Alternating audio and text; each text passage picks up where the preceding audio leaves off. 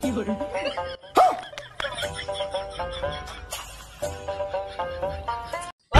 খবর? এই ভাষা গরম করে।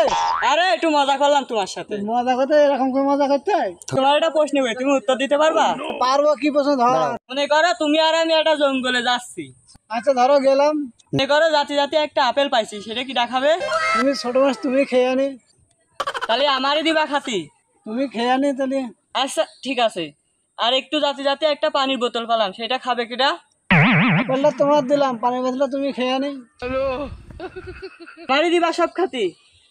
মনে করো জাতি জাতি একটা মুচি আইছে, মুচিতে পোঙাটা সেলাই করে, পোঙা সেলাই করবে কার?